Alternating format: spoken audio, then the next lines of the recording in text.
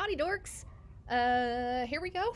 The end of week 6. Crazy to already be saying that. I know, that's really that's more than halfway through the regular season.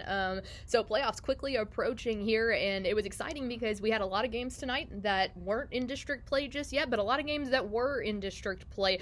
Let's start off with the big one of the night for me was a game that was not in district play, but is a long-standing rivalry. That's between the Stephenville Yellow Jackets and the Brownwood Lions, and Stephenville.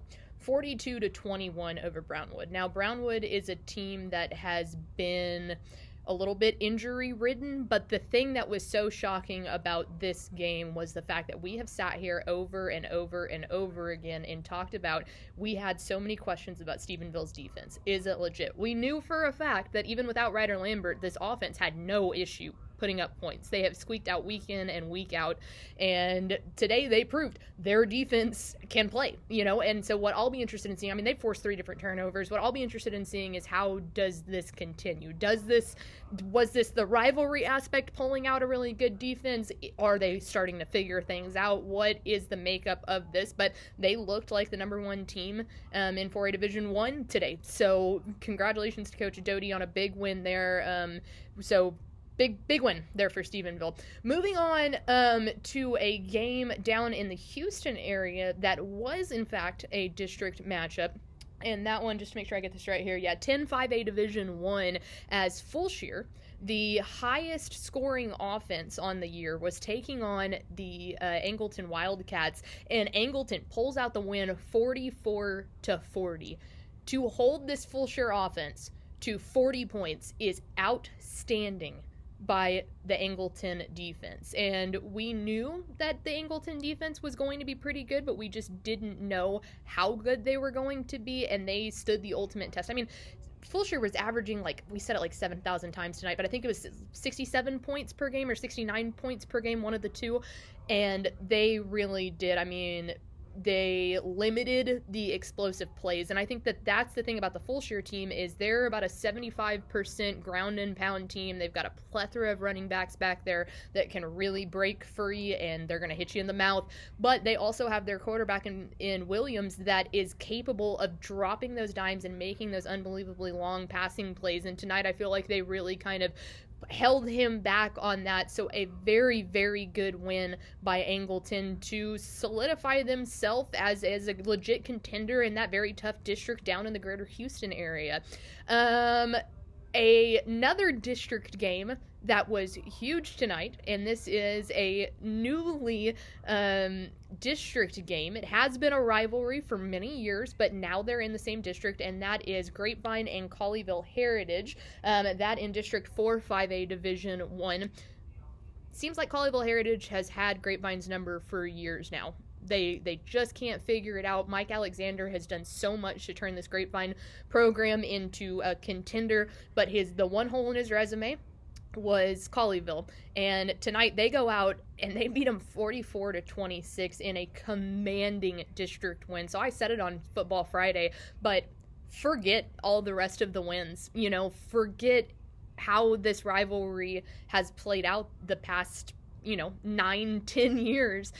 This is the one that mattered. District play is the one that mattered, and I found it really interesting. Grapevine was up at half, but it wasn't by much at all, and Coach Mike Alexander was talking to our reporter Madison Hawk, and he told her, hey, we're going to continue to switch up these offenses. And Grapevine used to be a pretty big ground and pound team, and now they're not scared to throw the ball. They can really utilize that, and they're turning into more of that multiple offense that they list as their offensive scheme there. And so you saw it tonight. He said, we've got some stuff in our back pocket, and they were ready to pull it out in a big, big district win that I think probably decides District 4 in 5A Division 1.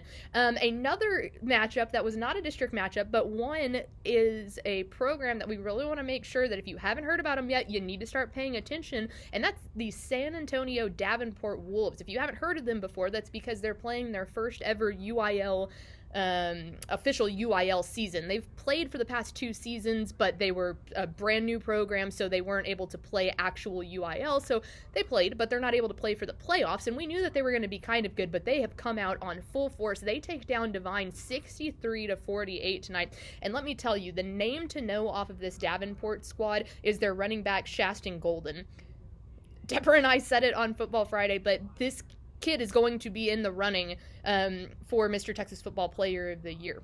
Not saying he's chosen to get it by any stretch of the means, but he is absolutely going to be on the short list of players that we are really keeping our eye on, because he is a bottle of electricity out of the backfield, and if they're going to keep doing this, it's going to be really hard for anyone to be able to stop him, because in his post-game interview tonight, he was like, people have seen me score 7 touchdowns in a game. They're always going to load up the pocket there, but guess what? I just am going to keep running, going to keep my head down, and he is a bulldozer. So a huge win there for Davenport to stay undefeated in their first season as an official UIL program. 2 other big notes here. We talked to Rusk's head coach as they take down the number 10 ranked Centerville Rough Riders 40-35 in a District 8 4A Division 2 battle. If that sounds familiar, well, Carthage is also in that district, so absolutely there's going to be a lot of different teams in that district that they're going to have to get through. Van is up next on the schedule, then Carthage right after that, so nowhere near being done, but a huge momentum boost for Rusk as they take down the number 10 ranked Centerville Rough Riders. And then finally, want to point out one other one. We talked about it on TFT earlier today, but Brookshire Royal, they beat Sealy 13-10. This is very, very notable down there in the Houston Golden Triangle area. This is the first time that Brookshire Royal has been 500 or better since 2010. That stat coming courtesy of Greg Tepper. I don't like to give him compliments there, but him looking that one up, and that's really big, because Sealy is a team that we thought could really kind of emerge out of a region that we don't necessarily have the best pulse on.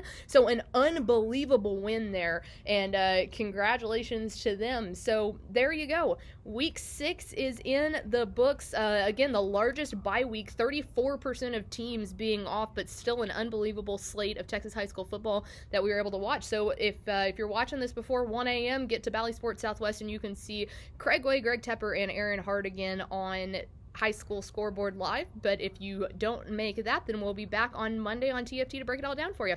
Bye, dorks.